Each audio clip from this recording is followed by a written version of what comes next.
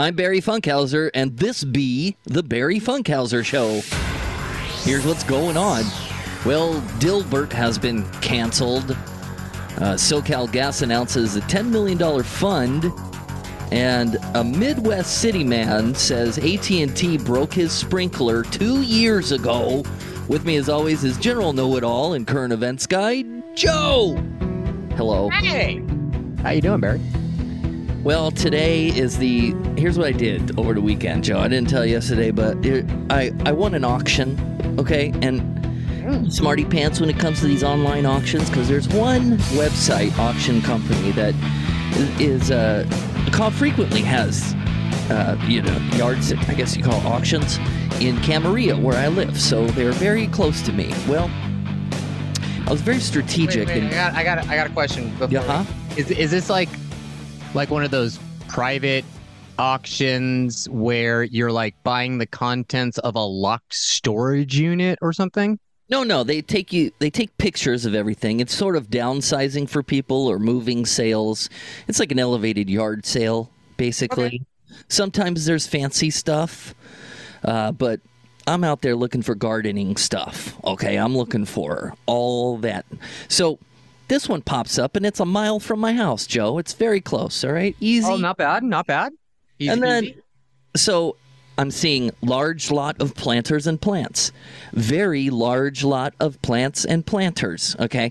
There's like awesome. 7 different little auctions for it. So I bid $1, $2, $3. So all in all, I spent $30 at this yard sale auction online. Do you know what I got, Joe? I got get the list you got out. Some stuff. Did you get some stuff? I got like $3,000 worth of things, man. Whoa! What'd you get? Yes. Oh my gosh! Sunday, I took 9 trips to the place and filled up my car with plants. Holy crap! On the last trip, my buddy has a truck and came and helped me, and I got like a table and a portable stationary workout bicycle. And so today is the last day I'm going to pick it up because I could not get everything that I picked up in one day. It took me like 6 hours on Sunday. That's so crazy. Like how many did you get like nice pots and things? I'm going to tell you, because I overheard that this person who was downsizing owned a plant business. So yeah, man, I got like 500 pots, all different kinds, very nice ones, not so nice ones. You want to turn around and make a profit on that? Because I'll buy them from you. That's the plan. Not all of them, but I'll buy some of them. Well, after moving all this to my house, I'm like, well, I better get into the plant business because I can better move some of this stuff. I got a lot going on. No kidding. If you have any nice pots, like terracotta or any fired glazed plot, I would love some of those because those things are stupid expensive. Like I have some really nice like blue glazed fired pots out front, 2-gallon pots. Those 2-gallon pots are like $70 to $80 each. They are so expensive. So if you got a couple of those for like a $2 or $3 here and there, yikes, man, that's a great steal. Yeah, well, today I'm picking up 7 rain barrels, 2 composters, and a giant fruit tree of unknown fruit. Dang. Okay, so we are going to have to get on the calendar an actual weekend where I come up and we just like go to town on your backyard. Yeah. That doesn't sound great. That doesn't sound great. We are going to reconfigure your backyard and redo the garden. How's that? Yeah. And, Wayne the beekeeper, he knows every single flora and fauna. So he'll be able to tell us mostly what kind of plants we got here and see what's doing. So I'm excited about that. Oh, awesome. Hey, were you able to get any stepstones, anything like that, so we can make like a little patio for you? Oh, we already got all that, Buster. That's all sitting parked in the back, man. Mm-hmm. I have ideas for your backyard. If you let me, oh man, I got some ideas. I got some ideas for you. We are going to make your backyard the gardening plant party center of Camarillo. It's going to be awesome. Hey, man, I am waiting for the day. That's for sure, man. Right Okay, now, well, I it's just a need it mess. to. I need it to not be rainy and 50 degrees. Right? Yeah, that's not fun for anybody. Yeah. No, no, just give me. Yeah, I personally don't like anything below 78. I'm a Southern California through and through. But I'll come out there with it when it's 60 and sunny. 60 and sunny, I think, is a great temperature to go out and get some yard work done. It's not Farmer's too cold, but it's Almanac not too warm. says mid-March. Farmer's Almanac is telling you got like 2-3 weeks to get on down. March, eh? Okay, so let's see. Blah, blah, blah, blah, blah, blah, Or blah, we're gonna blah. miss the whole season. You're not going anywhere for the first round of the NCAA March Madness tournament, are you? Can I say that Oh, on the of air, course or not. or do I have to now pay some kind of No, royalty no, for that? that's Okay. fine. That one's okay. I am bypassing the yearly guys trip Oh, this year. I'm just kind of over it, you know. We didn't do it through COVID, and you know what? I didn't miss it that much, so they're firing it back up, and I'm like, eh, yeah, I don't really care about watching kids play basketball anymore. Anyway, so how about that weekend though? The weekend of St. Patty's Day, March 17th to 19th. I can just like come up and we can like go crazy in the there it is. backyard, ripping some stuff up. There it is. There it That is. is Oh, exactly mid-March too. So that's I'm right perfect. with the Farmer's Almanac. That is perfect. Start picking out your favorite type of tomato varieties. I have no favorite type of tomato variety. You know I don't like tomato. Well, there's Roma, and there's. Well, okay, what makes the best salsa? Because that's the only tomato product that I eat. I have to besides look into ketchup. that. I don't know. So, okay, whatever makes the best salsa, that's what I mean. Salsa. All right. That is what I want. That is what I We'll want. figure But out what you want really, to grow. I mean, squash will be doing really good, and oh zucchini. yeah, yeah, the wife would really like that. Some zucchini. I would like some pickling cucumbers, please. Damn, they're so hard to make. But all right. Well, I like pickling cucumbers. It's like I tried to it's grow those enjoyable last for year, me. and I got 2 inchers. Very You got little gherkins. emasculating. That's funny. Okay, no, the only thing that I want to grow, because we've talked about this before. I don't know if I've mentioned it on air though. I I'm so bad at growing things to eat that I have literally given up. I now only grow things that are pretty to look at. So I am going to take some of your tulip bulbs, but I also had an idea for the front yard of your house and putting some of the pretty things up there. And then All right. did you still want to do like the fence in the front yard and enclose it and make basically your like living area that would have been in the backyard the front yard now? I I know mean, we you'll have discussed to that look. before. You're gonna have to look at it all. We're gonna have to sit there for a minute and look at it all. All right, all right. Go for all It's kinds of more things. planning. It's more planning than we can do. Just Okay. just talking. I'm gonna have to come out. We're gonna have to like measure some stuff. We're gonna like price some things out. All that good stuff. But I think that we could make a really nice backyard area, put a little path in it so you can walk around in it real easy, and then turn the front yard into like party central, man. Put a little stage up there, have I'm bands come down. play. It'll be great. Yes. Viva la summer. Mm-hmm. I'm looking for a huge street party in your neighborhood for July 4th. Well, because at your neighborhood, because Hey, then you get the fireworks right off of Vandenberg Air Force Base, don't you? You can see them from your house. man, you invite my neighbors over and you may never be the same again, man. Well, I don't know. I live in Los Angeles proper, so I can't get fireworks here. Like we actually have to go to an event, and then it's just like a bunch of people, and everyone's milling around. We used to go down. CBS Radford used to have like a fireworks show, and it was really cool. We would like ride down on the Riverwalk, and we would have like our big inflatable, lounge chair that you take to the beach. We just blow that up, sit there. You're looking right over through CBS Radford, the studios, and they have fireworks blowing up from the back lot. That was a lot of fun. They stopped that though Uh, because of COVID. Like everything else, they stopped it because of COVID. So lame. yeah, if we can come to your neighborhood, have a big old like block party and then just watch the fireworks like that they shoot out over Vandenberg? That would be awesome. Is it Vander? No, it's not Vandenberg. I'm sorry. It's Point Magoo. Point Magoo. Yes, Point Magoo. Vandenberg's way up there. That's like Santa Barbara area. So yeah, Point Magoo. But yeah, we can do it over the Marine Air Base right there. That's good stuff. Good times. Good times. Good times. All right. Well, let's get into the news today. Comic strip Dilbert has been dropped from major newspapers following racist comments made by creator Scott Adams. On a live YouTube stream, he urged white people to get the hell away from black people and labeled black people as a hate group. Many newspapers, including the Washington Post and the LA Times, have announced they will no longer carry his comic strip. Here's more. Being alive in modern times is a ton of looking around at everybody, waiting to find out who is problematic. And today, it's the comic strip Dilbert. The secret he's been hiding behind that blank vanilla stare, he's got a racist daddy. Its creator, Scott Adams, said a bunch of controversial comments about race, and now newspapers across the country have dropped the comic strip.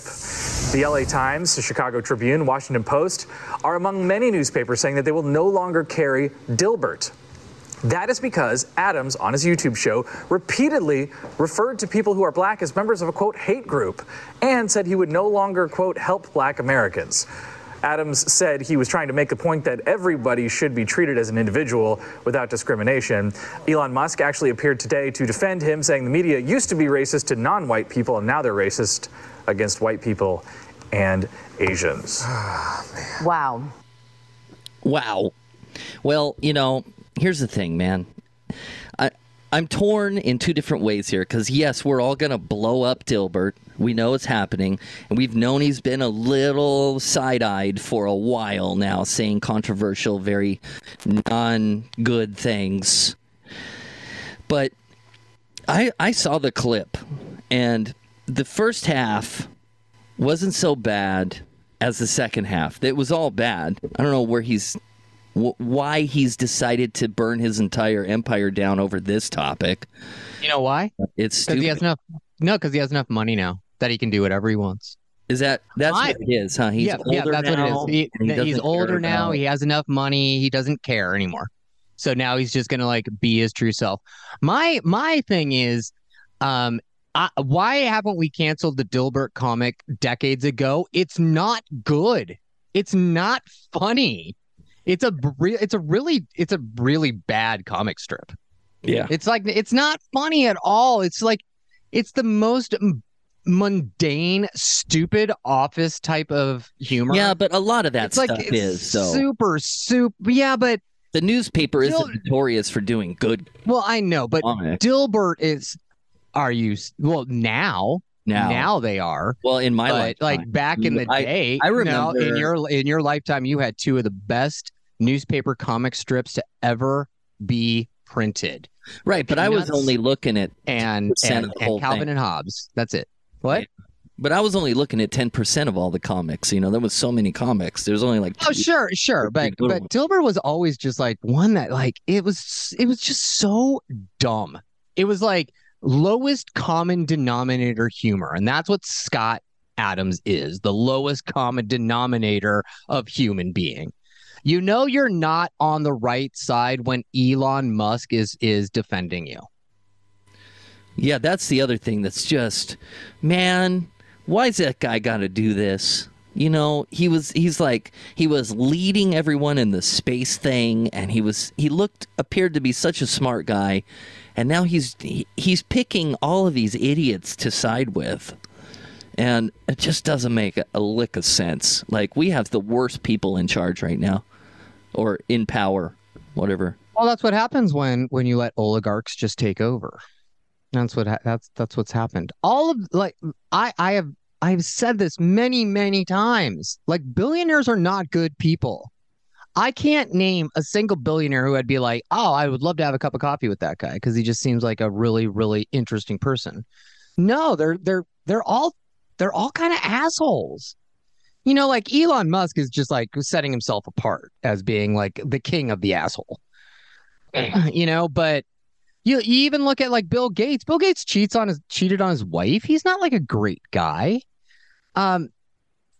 I can't think of off the top of my head any kind of billionaire who I'd like want to hang out with. Maybe Dre, maybe Snoop. Is Snoop I a don't want to hang out with any billionaire of them. now? I just want to see news about them being good and positive. Oh, please. They do anything in their power to hold on to as much money as they can and take as much money as they can from everybody else. Like it's all about accumulating wealth to them. It's not about doing good things or doing good deeds. If it was about doing good deeds, these billionaires would get together. There's like 11 or 12 of them. They could get together. They could literally solve all of the world's financial problems by themselves if they wanted to, and still be billionaires at the end of it. Are they doing that? No. What is the point, man? They get to, because they have all of the power and they get to make all the rules because everyone like capitulates to them. I don't understand why governments capitulate to these people. Like, why is the U.S. like bending over backwards to like not piss off the billionaires? You know what? Screw them. Tax them like crazy. And if they move, where else are they going to move? Where are any of these billionaires going to move and be comfortable? Look, Elon Musk took his plant to Texas for Tesla, right? He's moving back to California. You know why? Because Texas sucks and nobody wants to live there. He cannot no, it's true. He cannot pull talent, engineering and development and computer programming talent to live in Texas. You know That's why? right. Yeah. Mm-hmm. Because Texas sucks and their laws are repressive.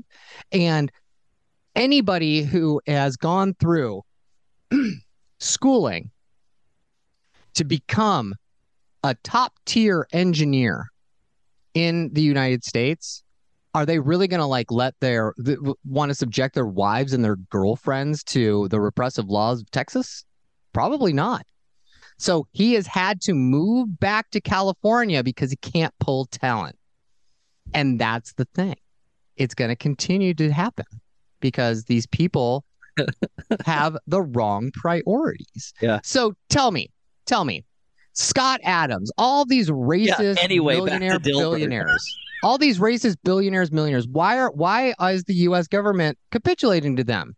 Tax them. If they say they're going to move, where are they going to move? They move to any Western European country. They have taxes way higher than the U.S. You're telling me that these people are going to move to Mexico or Canada, or they're going to move to like Dubai or Saudi Arabia? No, they're not. They're not going to do that. All these people want to live in the United States. They just want to take control, not pay taxes, and screw everybody else. So I have no sympathy at all for someone like Scott Adams. None at all. None at all. He could have used his platform for good. He could have educated himself and been just like a nicer person. But no, he wanted to go the other way and play the victim. He's a white, upper class millionaire playing the victim card. Come on, people. That's just dumb. Don't fall for that stuff. It's such a Dilbert move. All right. Well, today's show is brought to you by the Canine Adoption and Rescue League, saving all breeds in Southern California since 1996. Adopt, volunteer, and donate at carldogs.org. All right, more news. Facing a torrent of anger and calls for a federal investigation over sky-high natural gas bills, SoCal Gas announced a $10 million fund to help residents, customers, and another $1 million to help small restaurant owners. However, some are already saying the gesture is too little, too late. Here's more. Listen.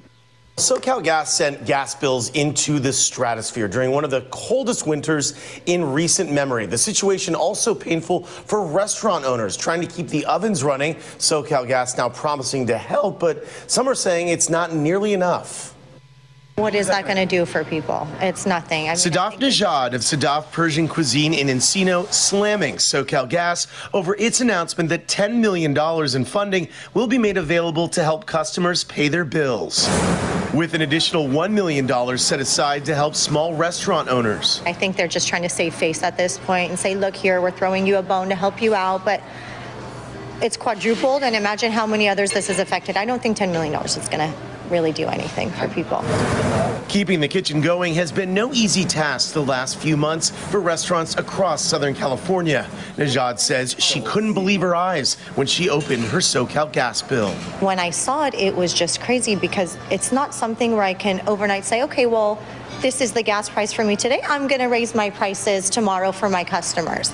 That's not something we could do. Earlier this month, Governor Newsom wrote a letter to the U.S. Justice Department requesting a federal investigation into why natural gas prices in Southern California suddenly surged. Jamie Court of Consumer Watchdog says SoCal Gas either accidentally or deliberately mismanaged supplies by buying gas on the open market when it was at peak prices. Right when the inventories were depleted, that's when SoCal Gas bought gas on the spot market from its parent company at twice the cost. SoCal Gas has said those claims are without merit and blames cold winter weather in part for the surging prices. As for the $10 million fund being made available to some customers, SoCal Gas said in a statement, this winter's unprecedented natural gas prices on top of already high inflation have been a real hardship for many Southern Californians, especially our most vulnerable, our seniors, and people facing difficult circumstances. Everyone's feeling it, you know, the whole gas prices, their homes, my home, I mean, that quadrupled as well. So everyone's already feeling that pinch. I can't just go ahead and hike up my prices for my customers. It's not fair. We reached out to SoCal Gas to ask whether this fund will be enough to help all the people who really need it and did not hear back. SoCal Gas has said that upcoming bills should be up to 68% lower than your previous bill. So definitely keep an eye on that. Speaking of rich people affecting the world, man, they bought gas at the highest point that it was costing, and then they're like, "Oh, that doesn't have merit." That has the highest point from their parent company. Yeah, right. So their parent company basically made them purchase the gas at the highest point, so they would have to pay the highest amount. And then they keep the shortage to the customers and possible. Yeah, see, this is why public utilities should not be privately owned. Water, gas, electricity, these are things that should be government entities. They should not be privately owned for-profit entities. That's not okay.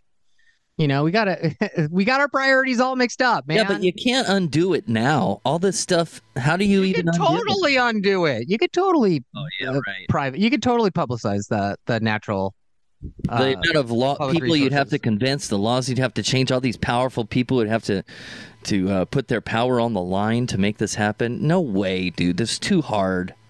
Not even in like Sweden or Switzerland they would do that. But what are you talking? Oh god! That's already publicized over there, right? It's like all public utilities are just run and owned by the state over in Western Europe. Has that been like that the whole time, or did they switch? No, I think. Well, I'll have to look into it. Yeah, I don't want to give a definitive answer on that, but we have to start moving in a more equitable direction for everybody. You know, we got, and I don't.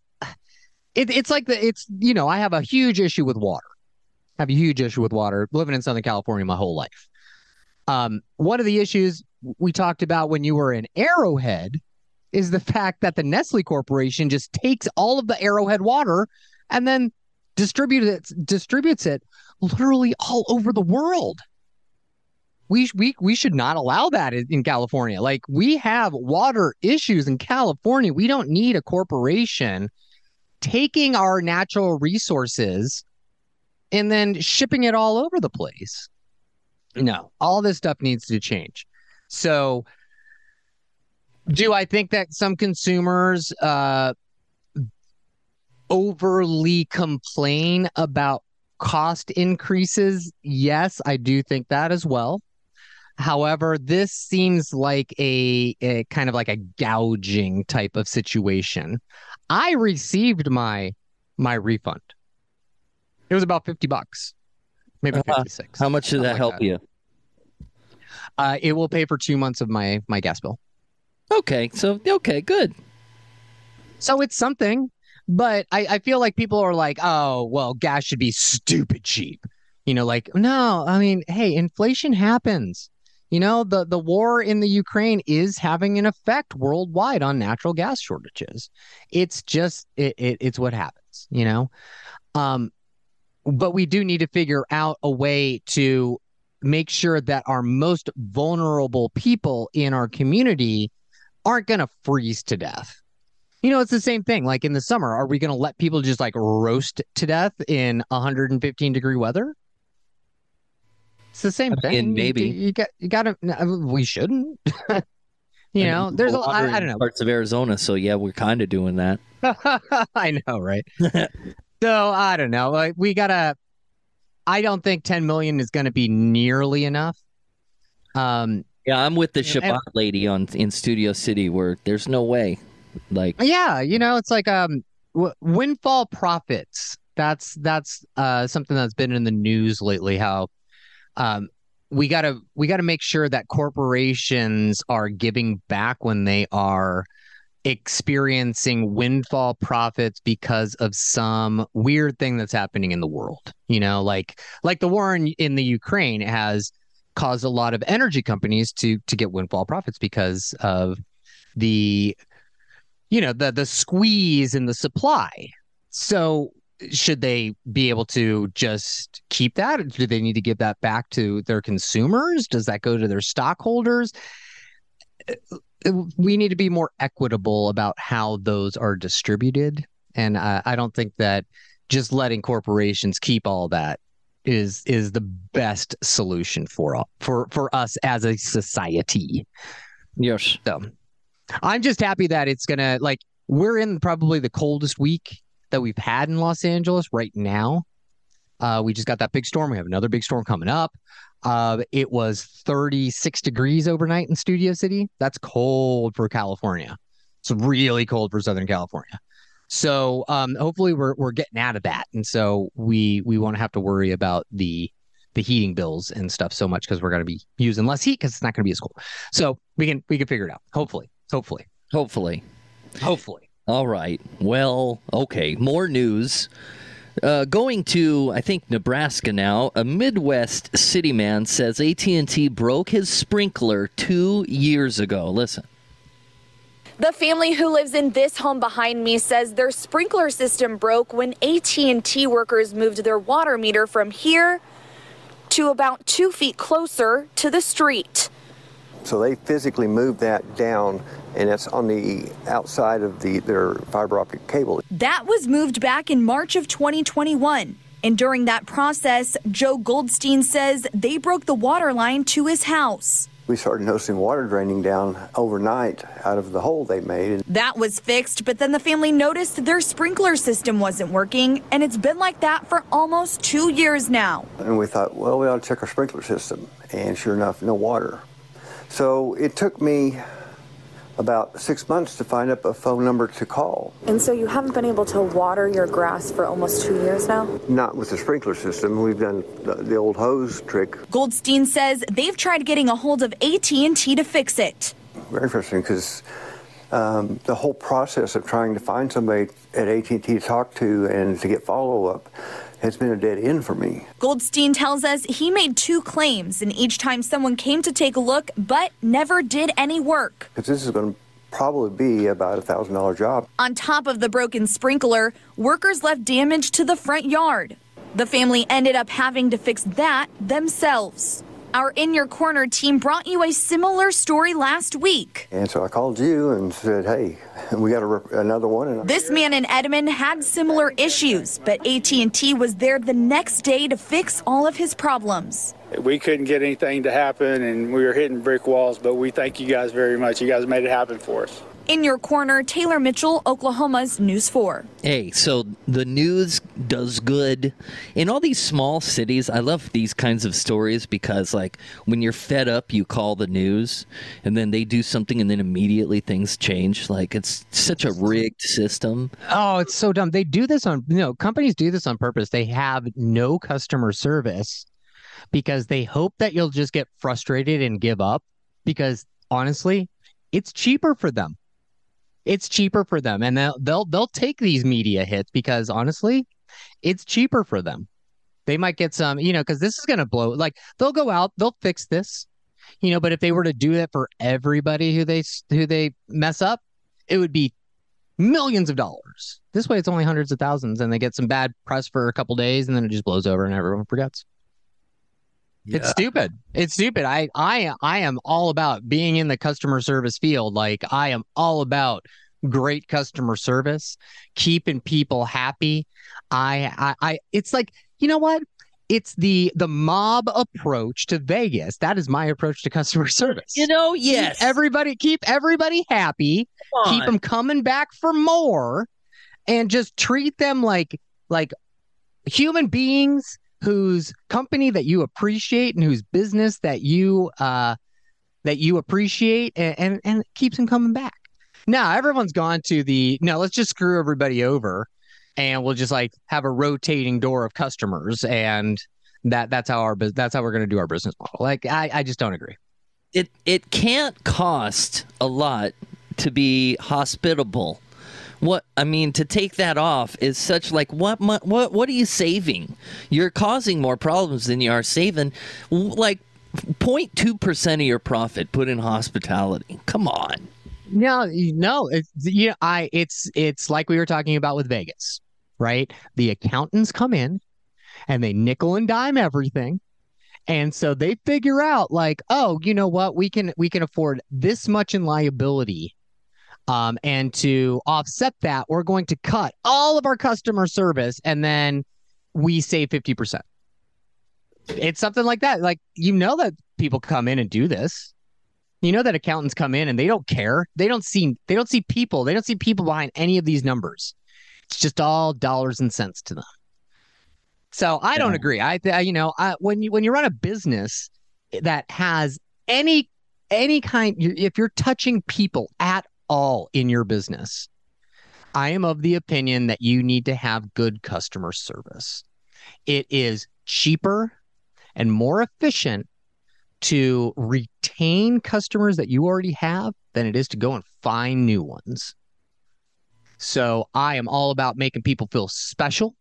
I am all about making people feel like they are part of our brand, that they are an influential part of how we are running our company. I want that feedback. I want to make them feel special. No one wants to make people feel special anymore. It's sad, Barry. Yeah. It's sad. I just want to make you feel special all the time.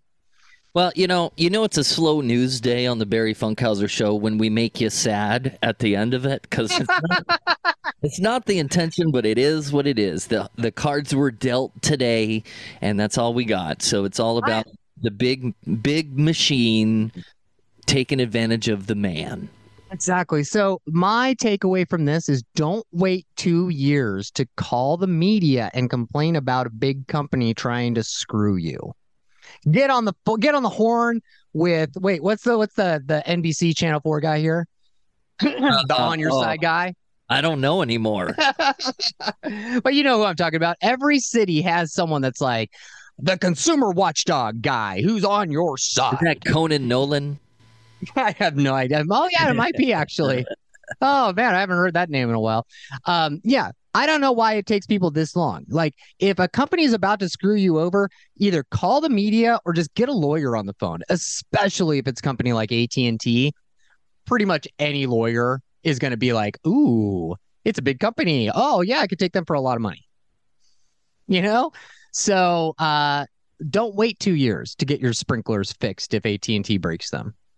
Yep. Go right after them. Or if a tree has fell on your property. That's how you say that word, right? Fell.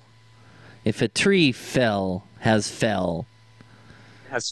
Some weird way to say it. Felled. Yeah, that's it. Felled. If you have a felled tree, get on the horn and make it happen. All right, Joe. What does AT&T have to do with trees? Did AT&T to bring the tree down? Let's say in this example, yes. Okay. Then it works. Yes. Understand. Got it. Okay. All right. We'll be back tomorrow for another show. This is the Barry Funkhauser Show.